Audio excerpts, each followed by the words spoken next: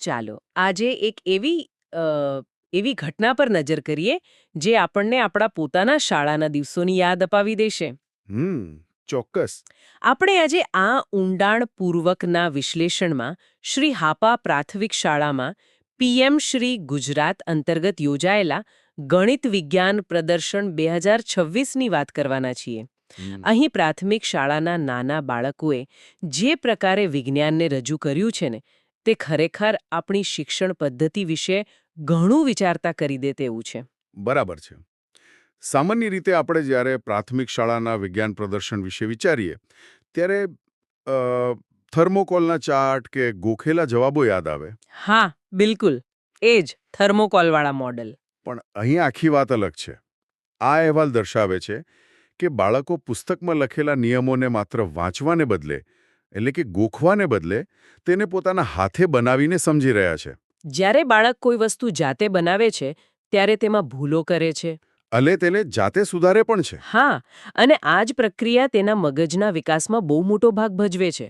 જ્યારે મેં આ વિગતો જોઈ ત્યારે મને સૌથી વધુ નવાઈ એ વાતની લાગી કે આ શિક્ષકોના માર્ગદર્શન હેઠળ આ બાળકોએ ચંદ્રયાન અને સોલાર સિસ્ટમના વર્કિંગ મોડેલ બનાવી દીધા. અરે વાહ. પણ આ બધામાં મારું ધ્યાન સૌથી વધુ ખેંચ્યું એ ખૂબ જ સાદા પ્રયોગે.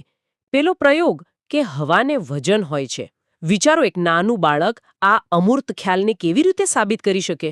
આજ તો ખરી કમાલ છે. મોટાભાગે આપણે ફક્ત પુસ્તકમાં વાંચી લઈએ છીએ કે હવામાં દળ છે. પણ જરા કલ્પના કરો કે એક બાળક એક લાકડીના 2 છેડે ફુગ્ગા બાંધીને એક ત્રાજવું બનાવે છે. હા, 2 ફુગ્ગાવાળું દેશી ત્રાજવું. બરાબર. અને પછી એક ફુગ્ગાની હવા કાઢીને જુએ છે કે ભરેલા ફુગ્ગા તરફ લાકડી નમી જાય છે. ત્યારે તે ફક્ત વિજ્ઞાન નથી શીખતું, તે ભૌતિકશાસ્ત્રનો મૂળભૂત પાયો પોતાના હાથે અનુભવી રહ્યો છે.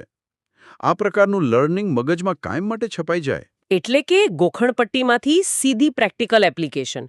આ બાળકોએ એસિડ અને બેઝ પારખવા માટે લિટમસ પેપરનો ઉપયોગ કર્યો, પ્રકાશના 7 રંગોની સમજૂતી આપી અને પાણીનું શુદ્ધિકરણ પણ જાતે કરીને બતાવ્યું. હા, આ બધું બહુ જ વ્યવહારુ જ્ઞાન છે. આપણે આપણા સમયમાં ભૌતિકશાસ્ત્ર કે રસાયણશાસ્ત્રના એ નિયમો ઘોખીને થાકી જતા, અને આ બાળકો રમતા રમતા શીખી રહ્યા છે. પણ મને એ જાણવામાં વધુ રસ છે કે આટલા નાના બાળકોને આ બધા અદ્યતન સાધનો ક્યાંથી મળ્યા. અહીં એક ખૂબ જ રસપ્રદ વાત સામે આવે છે. અમદાવાદના વિક્રમ સારાભાઈ સાયન્સ સેન્ટરનો ફાળો આમાં ખૂબ મોટો છે. અચ્છા. તેમણે શાળાઓને એક ખાસ પ્રકારની કીટ પૂરી પાડી છે. આ કોઈ સામાન્ય રમકડાની કીટ નથી. આ કીટમાંથી બાળકો જાતે જ પેરિસ્કોપ અને કેલિડોસ્કોપ જેવા સાધનો બનાવી શકે છે. પેરિસ્કોપ જાતે બનાવવું એ તો બહુ જ રોમાંચક કહેવાય. બિલકુલ. જરા વિચારો, પેરિસ્કોપ બનાવતી વખતે બાળક 2 અરીસાઓને બરાબર 45 ડિગ્રીના ખૂણે ગોઠવે છે.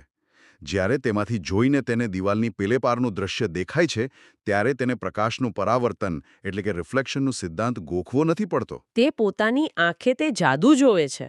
સાચી વાત છે. ગણિત અને વિજ્ઞાન વિશે શીખવા માટે આવા સાધનો પ્રેક્ટિકલ લર્નિંગને જબરદસ્ત પ્રોત્સાહન આપે છે. ગણિતના અટપટા આકારો અને વિજ્ઞાનના મોડેલ્સ જાતે બનાવવાના આ અભિગમને કારણે શાળાનું વાતાવરણ કેવું જીવંત બની ગયું હશે. પણ આ બાબત માત્ર શાળાની 4 દિવાલો પૂરતી સીમિત નથી રહી. હા, અહેવાલમાં એ પણ છે કે મેં નોંધ્યું કે આ પ્રદર્શન જોવા માટે ગામની હાઈસ્કૂલના આચાર્યશ્રી અને ગણિત વિજ્ઞાનના શિક્ષક પણ ખાસ હાજર રહ્યા. તેમણે માત્ર પ્રદર્શન જોયું જ નહીં, પણ આ નાના વૈજ્ઞાનિકોને ભેટ આપીને પ્રોત્સાહિત પણ કર્યા. એક પ્રાથમિક શાળાના બાળક માટે હાઈસ્કૂલના આચાર્યના હાથે ઇનામ મેળવવું એ કેટલી મોટી વાત કહેવાય. જો આપણે આને મોટા સંદર્ભમાં જોઈએ તો તે બાળકના જીવનનો ગેમ ચેન્જર સાબિત થઈ શકે છે.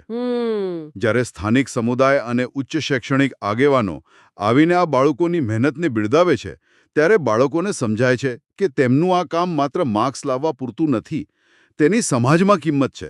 અને બધા માટે આ સમજવા જેવું છે. જો આપણે આપણી આસપાસની શાળાઓમાં જઈને આ રીતે બાળકોના પ્રયાસોને બિરદાવીએ તો આખી સિસ્ટમમાં એક મોટો હકારાત્મક બદલાવ લાવી શકીએ. આપણે સૌ આ સિસ્ટમનો એક ભાગ છીએ. ચોક્કસ. આ સહકાર બહુ જરૂરી છે. અને એ જ વાત પરથી મને એક મોટો પ્રશ્ન થાય છે, જે હું સાંભળનારાઓ માટે છોડી જવા માંગુ છું. આ નાના બાળકો આજે પ્રાથમિક શાળામાં જ પેરિસ્કોપ, ચંદ્રયાન અને રસાયણોના પ્રયોગો જાતે કરી રહ્યા છે. પણ જ્યારે આ અત્યંત હોશિયાર અને પ્રેક્ટિકલ નોલેજ ધરાવતા બાળકો થોડા વર્ષો પછી હાઈસ્કૂલ કે કોલેજમાં જશે ત્યારે શું આપણી ઉચ્ચ શિક્ષણ પ્રણાલી તેમને વધુ નવું શીખવવા માટે તૈયાર હશે? એક બહુ મોટો સવાલ છે. કે પછી તેમને ફરીથી એ જ જૂની માર્ક્સ લાવવાની સિસ્ટમમાં ધકેલી દેવામાં આવશે? આ એક એવો વિચારવા જેવો પ્રશ્ન છે જેનો જવાબ કદાચ આપણે સૌએ સાથે મળીને શોધવો પડશે.